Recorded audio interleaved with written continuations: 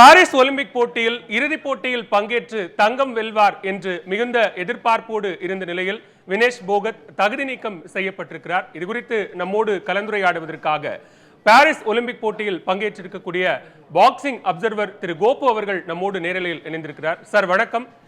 மிகுந்த எதிர்பார்ப்போடு இருந்த நிலையில வினேஷ் போகத் கூடுதல் எடை இருந்தார் அப்படிங்கிற காரணத்திற்காக தகுதி நீக்கம் செய்யப்பட்டிருக்கிறார். என்ன நடந்தது, எக்ஸாக்டா என்ன நடந்தது அப்படிங்கிற விளக்கத்தை சொல்லுங்களேன். பாக்ஸிங்லயும் சரி, வெயிட் லிஃப்டிங்கும் சரி, ரெஸ்லிங், இந்த மூணுத்துலயுமே ஒரு வீரர் கலந்ததுக்கு முன்னாடி மினிமம் 6 மணி நேரம் முன்னாடி அவங்க பாடி வெயிட் எடையை சரி பார்ப்பாங்க.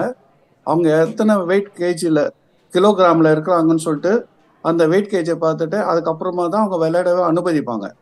அப்படி இருக்கும்போது இவங்க வினோத் போகத்தும் அதே ரூல் பிரகாரம் தான் அவங்க வந்து அஃபிஷியல் வந்து அவங்கள உடல் எடை பார்த்துட்டு அதுக்கப்புறமா தான் அவங்கள வந்து விளையாட அனுமதிச்சிருக்காங்க. அப்படி இருக்கும்போது அவங்க மேல என்னை பொறுத்த மட்டும் இந்த ஃபீல்டில் வந்து நான் 38 வருஷம் மேலே இந்த ஃபீல்டில் இருக்கிறேன். நானும் அஃபிஷியலுக்கு எல்லா பாக்ஸருக்கும் வெயிட் போட மார்னிங் போயிட்டு உக்காந்துருக்குறோம். 100 கிராம்னா கூட விட மாட்டோம், அவங்க டிஸ்குவாலிஃபை தான் பண்ணுவோம். பட் ஆனால் இவங்க எல்லா வெயிட்டும் போட்டிருக்காங்க. போட்ட பிறகு இவங்க விளையாட அனுமதிச்சிருக்கும் போது எப்படி டிஸ்குவாலிஃபை ஆனாங்கன்னு அது ஆஸ் பர் ரூல் அது எனக்கு என்னன்னு தெரியல.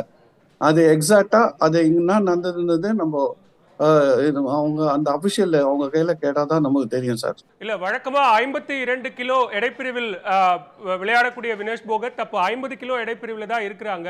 அவங்க 2 கிலோ உடல் எடையை குறைத்திருக்கிறார். இது எந்தெந்த நேரங்கள்ல இந்த மாதிரியான உடல் எடை பரிசோதனை என்பது செய்யப்படும்?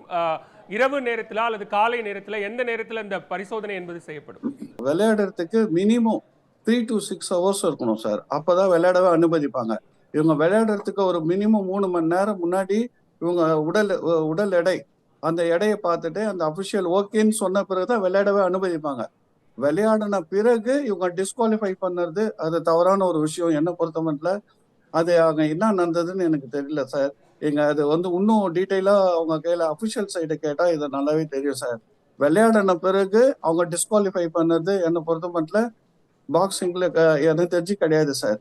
நீங்க சொன்ன மாதிரி ஒரு குறிப்பிட்ட சில மணி நேரங்களுக்கு முன்னாடி தான் உடல் எடை பரிசோதனை நடத்தப்படும் அப்படின்னா என்ன காரணத்தினால் இது ஒரு கூடுதலா உணவு எடுத்துக்கொள்வதால் இது என்ன காரணத்தினால் அந்த எடை அதிகரிப்பு என்பது ஏற்பட்டிருக்கும் அப்படின்னு பார்க்கலாம்.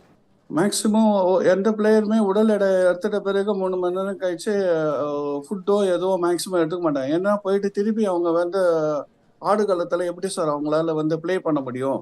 ஏன்னா கொஞ்சம் பாதி இதாக இருக்கும்போது தான் இது இருக்க முடியாதுல்ல, அந்த எக்ஸசைஸ் பண்ணுற அந்த இது பண்ண முடியாது. போட்டியில் கலந்துக்கூடிய அந்த நிறையா சாப்பிட்டுட்டோம்னா போட்டியில் எப்படி கலந்துக்க முடியும்? அவங்க அந்த அளவுக்கு இருக்க மாட்டாங்க. 24 hours கழிச்சு தான் திருப்பி அடுத்த நாள் எடைக்கு போகணும். அதே மாதிரி விளையாடும் போது எப்படி அவங்க சாப்பிட்டுட்டா எப்படி அவங்க போய் விளையாட முடியும்? இந்த ரெஸ்லர்ல சாதாரண ஒரு விஷயம் கிடையாது. பாக்ஸிங் என்னதோ சாதாரண விஷயம் கிடையாது. வெயிட் லிஃப்டிங்கும் ஒரு சாதாரண விஷயம் கிடையாது. வெயிட் போட்ட பிறகு மினிமமாக தான் சாப்பிடுவாங்க. அது கூட 2 கிலோ அப்படிலாம் அதிகம் போகிறதுக்கு சான்ஸே கிடையாது சார். 100 கிராம் அளவு குறைஞ்சதுன்றாங்க. எனக்கு கேள்விப்பட்டேன் 100 கிராம் தான் குறைஞ்சதுன்றாங்க. ஆனால் வெயிட் போட்டவங்க யாரோ அந்த அஃபிஷியல் யாரோ எனக்கு தெரிஞ்சு அவங்கள தான் வந்து நம்ம தடை நீக்கம் செய்யணும் தவிர பிளேயரை தடை நீக்கம் செய்யறது இதில் எந்த விதமான நியாயமும் கிடையாது என்னை பொறுத்த மட்டும் சார். இப்போ பதக்கம் அப்படின்னும் போது ஏற்கனவே வெள்ளிப்பதக்கம் உறுதியா இருந்தது. இப்போ அந்த பதக்கமும் கிடைக்காது. அதே நேரத்தில் இறுதிப் போட்டியில அமெரிக்க வீராங்கனைக்கு அந்த தங்கப்பதக்கம் கிடைக்கும் அப்படின்னு சொல்லியிருக்காங்க. அதோட ப்ராசஸ் என்ன சார்? ஆமாம் சார், அது டிஸ்குவாலிஃபை பண்ணிட்டாங்கன்னா அந்த போட்டியிலேருந்தே அமுச்சுடுவாங்க சார். எந்த வீரருக்குமே அந்த மெடல் தரமாட்டாங்க சார். அதுக்கப்புறமா இருக்கிறவங்களுக்கு இப்போ ஒலிம்பிக் போயிட்டாங்க, ஃபைனல்ஸில் இருக்காங்க. ஃபைனல்ஸில் 2 பேர் அமெரிக்க வீராங்கனையும் இந்திய வீராங்கனையும் கலந்துக்கிறாங்கன்னு சொல்லி கேட்டாங்கன்னா இவங்க டிஸ்குவாலிஃபைனா ஆட்டோமேட்டிக்காக அவங்க மெடல் போயிடுவாங்க. கோல்டு மெடல், தங்கப்பதக்கம் அவங்களுக்கு போயிடும். இவங்க டிஸ்குவாலிஃபை ஆனாலும் இவங்களுக்கு எதுவுமே கிடைக்காது சார். அடுத்த இருக்கிறவங்களுக்கு பின்னாடி இவங்க கையில தோத்தாங்கல்ல சார், அவங்களுக்கு வந்து வெண்கல பதக்கம் கிடைக்கும் சார். ஸோ இந்த விஷயத்துல அடுத்த கட்டமா என்ன சார் நடக்கும்? இந்த வினேஷ் போகத் விவகாரத்தில் அடுத்த கட்டமா என்ன நடக்கும்? இதுல இந்திய ஒலிம்பிக் சம்மேளனம் ஏதாவது பேசுவதற்கோ அல்லது விசாரணை நடத்துவதற்கோ வாய்ப்பு இருக்கா? என்ன நடக்கும்? அவங்க கண்டிப்பா நம்ம இந்திய ஒலிம்பிக் சங்கம் பேசுவாங்க sir. But once result announce பண்ணிட்ட பிறகு தேராஃப்டர் அவங்க அதுக்கப்புறமா எந்த ரிசல்ட்டையும் வந்து மேக்சிமம் திருப்பி ரிவோக் பண்ண மாட்டாங்க சார். மறுபரிசீலனை செய்யறதுக்கு எனக்கு தெரிஞ்சு 100% கிடையாது சார். ஒன்ஸ் பண்ணிட்டோம்னா அவ்வளோதான் சார். அதுக்கப்புறமா யாரோ சொல்லி இதை பண்ணி இதை மாத்தினாங்கன்ட்டு இது அடுத்த வேற வீரர்களுக்கும் நடக்கும். இந்த மாதிரி இருக்கும்னு சொல்லிட்டு மேக்சிமம் வந்து ரிவைஸ்டு உடைய ரிசல்ட் கிடைக்காது சார். திருப்பி எதுவும் சொல்ல மாட்டாங்க. மற்ற போட்டிகளை பொறுத்த வரைக்கும் இந்திய வீரர்களினுடைய பங்களிப்பு அப்படிங்கிறது பாரிஸ் ஒலிம்பிக் போட்டியில எந்த அளவுக்கு இருக்கு சார்? நீங்க இப்ப பாரிஸ்ல இருக்கீங்க, மற்ற போட்டிகள் தொடர்பான கருத்துக்களையும் பகிர்ந்துக்கலாம். நேற்றும் நம்ம ஹாக்கி வீரர்கள் நல்லா விளையாடினாங்க சார். அகேன்ஸ்ட் வெஸ்ட் ஜெர்மனி கூட விளையாடினாங்க.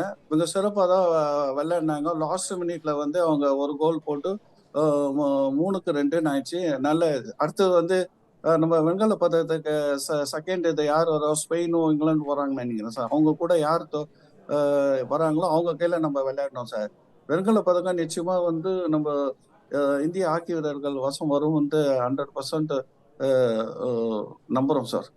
பாக்ஸிங்கினுடைய அப்சர்வராக நீங்கள் சென்றிருக்கிறீர்கள். இப்ப பாக்ஸிங்ல ஏதாவது பதக்கம் வெல்வதற்கான வாய்ப்பு அப்படிங்கிறது இருக்கா? இல்லை சார், பாக்ஸிங்கில் மேக்ஸிமம் முடிஞ்சதுன்னு நினைக்கிறேன் சார். ஏன்னா அவங்க போரோ லவ்லினா அவங்க ஒருத்தவங்க வந்தாங்க சார், குவார்டர் ஃபைனல் வந்தாங்க. குவார்டர் ஃபைனலில் வந்து அவங்க லாஸ் ஆயிட்டாங்க. அதே மாதிரி மென்லியோ ஒருத்தவங்க வந்தாங்க, அவரும் நிஷாந்த்னு சொல்லிட்டு அவரும் வந்து குவார்டர் ஃபைனலில் லாஸ் ஆயிட்டாங்க சார். மிக்க நன்றி திரு கோபு. பல்வேறு விஷயங்களை எங்களோடு பகிர்ந்து கொண்டமைக்கு மிக்க நன்றி. நன்றி சார். வணக்கம் சார். Thank you sir. வணக்கம்.